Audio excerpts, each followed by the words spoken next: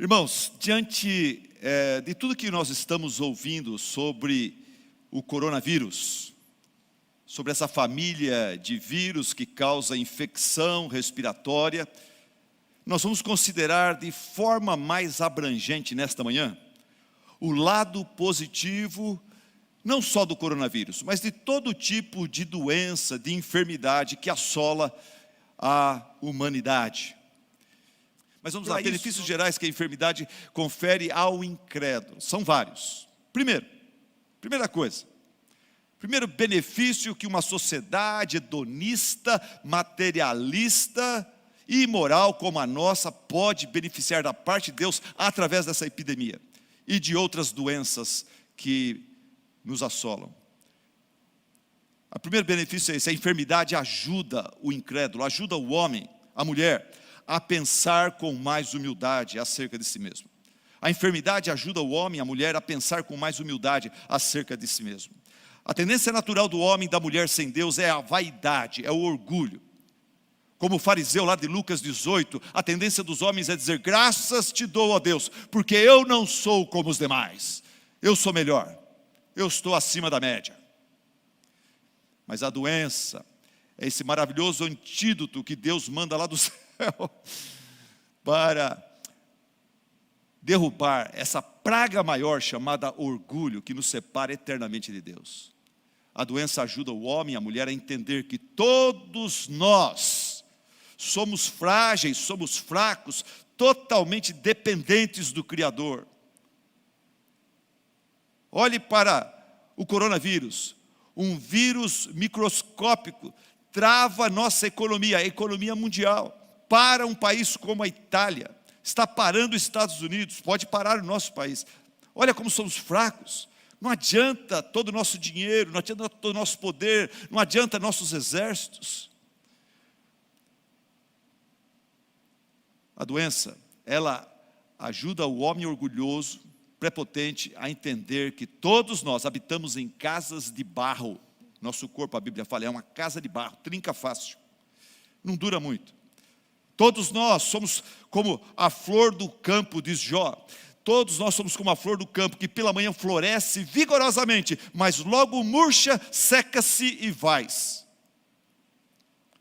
Alguém falou assim: é difícil se manter orgulhoso e vaidoso no leito da morte ou diante da sepultura.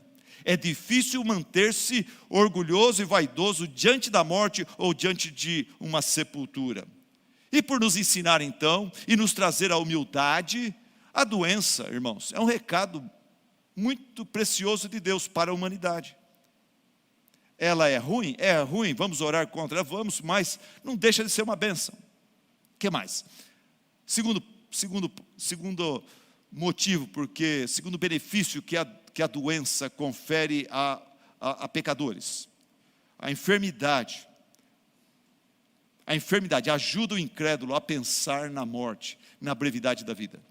A enfermidade ajuda o incrédulo a parar para pensar na morte, a parar e pensar na brevidade da vida. A maioria dos pecadores, eles vivem como se nunca fossem morrer. Eles se esquecem totalmente da realidade, da brevidade da vida, mesmo porque isso estraga o clima do hedonismo deles. Eles querem curtir, eles querem se divertir, pensar em morte, corta o barato. Então o ser humano, o homem pós-moderno, que só pensa em se divertir e curtir a vida, ele esquece da realidade e da brevidade da vida. Ele vive como se ele fosse um super-herói, imortal.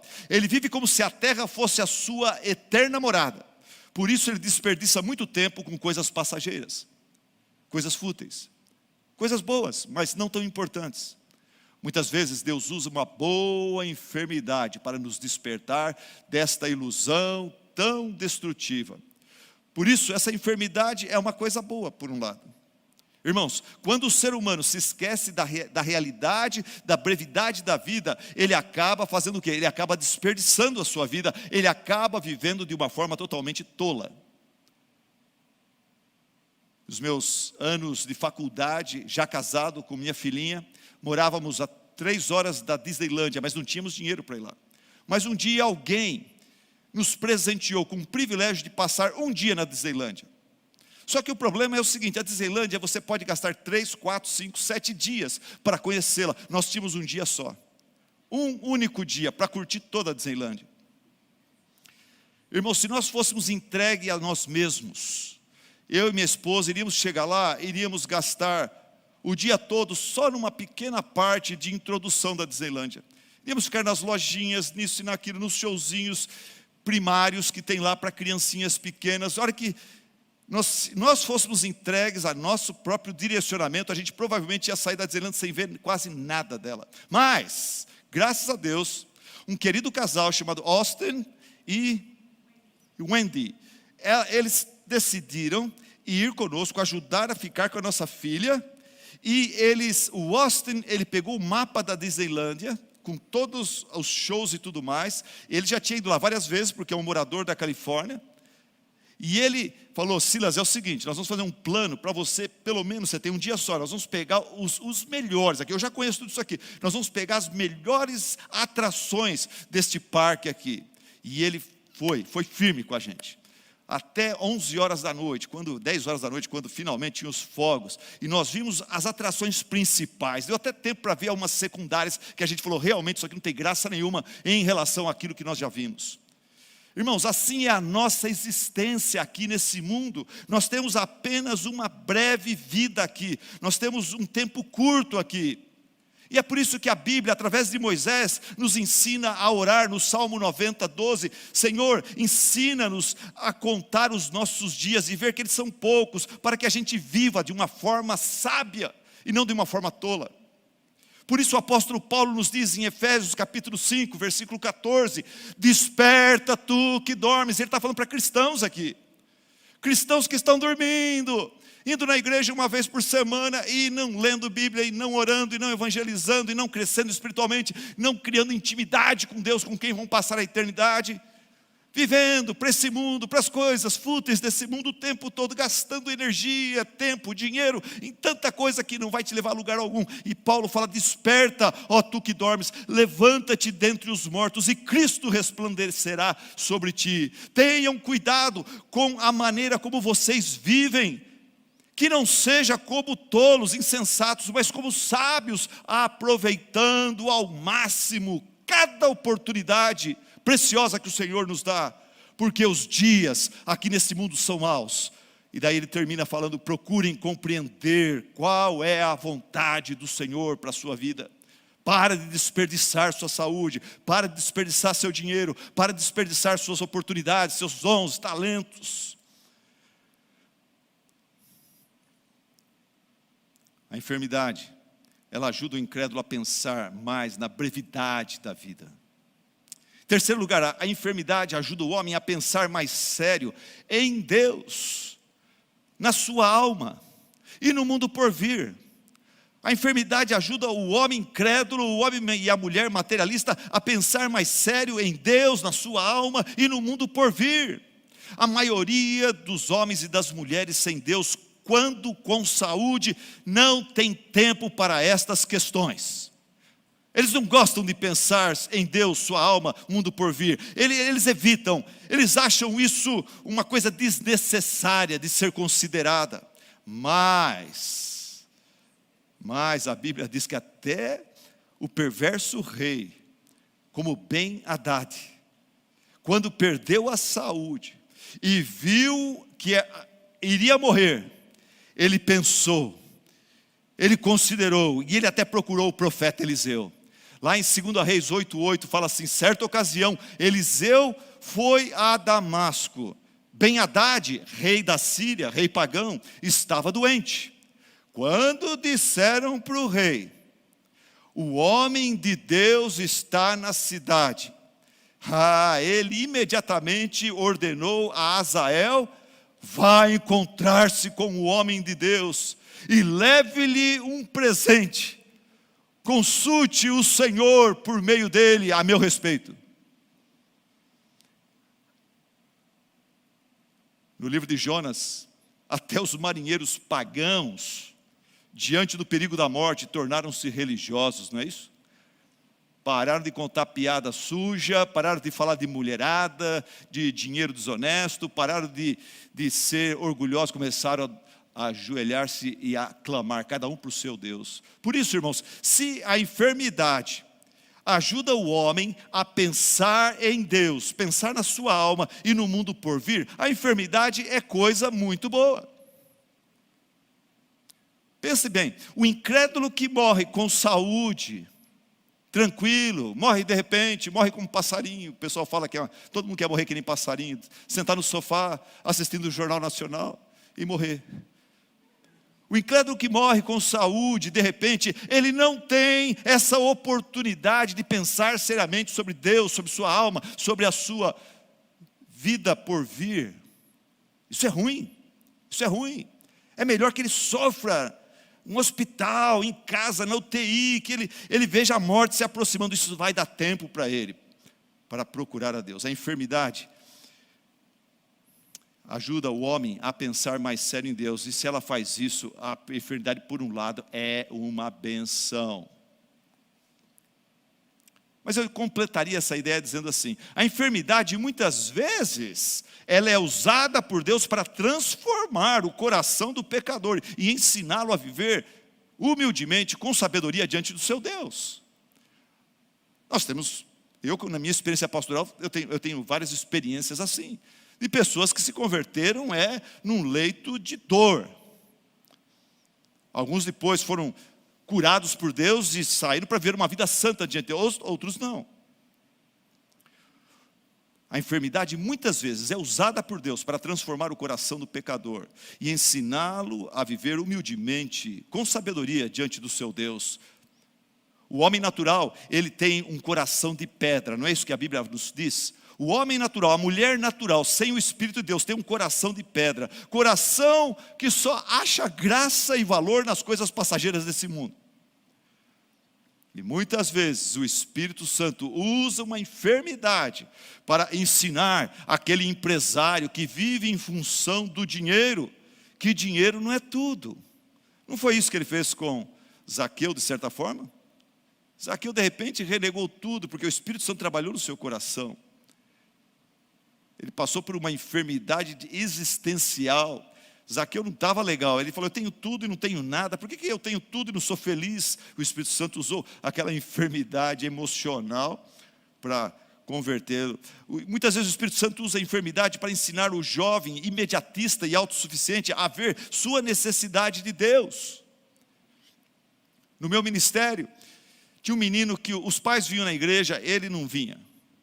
Ele se rebelou, deixou a igreja, começou a andar com o pessoal. Ele era bom skatista, ele fez amizade, ele se tornou aquele skatista, sabe, que ficou skateando dos 17, skateando, sei lá eu, dos 17 aos 27 anos.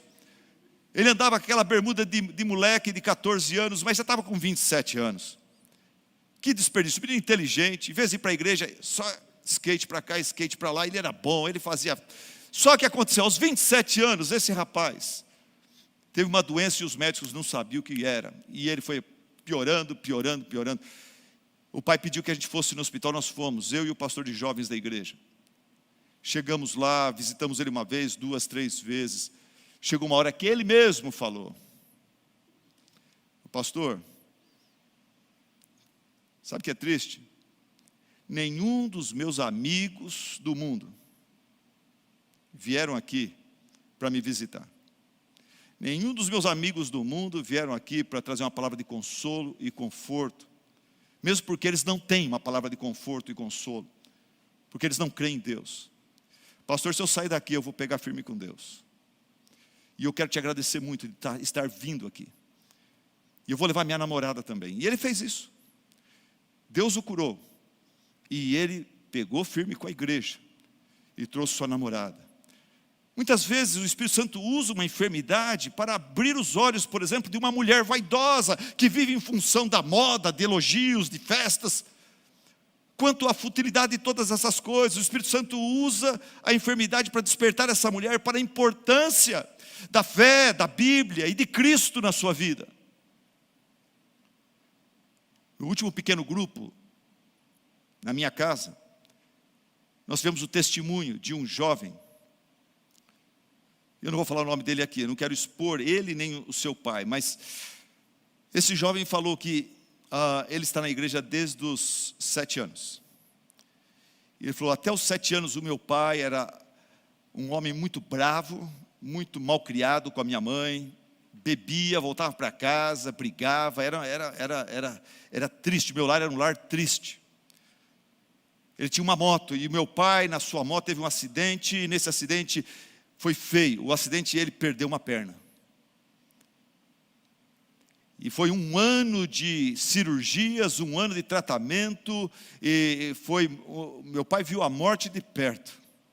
E meu pai, que era bravo, que era alcoólatra, que era violento, que não gostava de crente, que não tinha conversa com o seu próprio primo, que é pastor, de repente chama o primo para conversar sobre sua situação espiritual com Deus. E o Espírito Santo usou aquele acidente, aquela tragédia, para quebrantar o coração desse homem, para abrir esse coração para Jesus Cristo, para a salvação. E esse homem teve a sua vida transformada. E o jovem da nossa igreja fala, olha, por mais terrível que foi aquela doença, aquele acidente, aquela tragédia na vida do meu pai, eu louvo a Deus e agradeço a Deus porque aquilo aconteceu, porque eu tenho um pai de verdade a partir daquele momento na minha vida. E nossa família é fiel a Deus, fomos criados dentro da igreja. Deus usou uma tragédia para transformar um pai difícil num pai amoroso, presente e fiel a Deus. Irmãos, infelizmente, não é sempre assim o caso. Infelizmente, diante da enfermidade, nem todos respondem com quebrantamento, respondem positivamente. Muitas pessoas, na hora da enfermidade, na hora do perigo, na hora da incerteza, eles se quebrantam diante de Deus, se arrependem, confessam, fazem propostas e promessas e profissões, mas assim que a saúde volta, eles voltam à sua incredulidade, à sua frieza. Outros, mesmo diante de doença terminal, rejeitam a Deus, infelizmente. Outros, mesmo diante da morte, desprezam a graça de Cristo Jesus. É difícil entender. Não consigo entender um ser humano sendo tão duro dessa forma. Mas a Bíblia fala sobre o que o pecado faz com o coração do ser humano. Torna o seu coração obstinado, duro e rebelde. Mas o meu ponto aqui é que certamente, muitas vezes, Deus usa uma enfermidade para quebrantar, para abrir o coração de um pecador para a graça de Cristo Jesus. Eu acredito que de certa forma foi isso que aconteceu com Saulo de Tarso.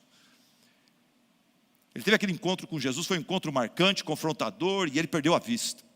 E isso o deixou totalmente fragilizado e aberto para poder conversar com Deus e se acertar com Deus e ouvir a sua voz.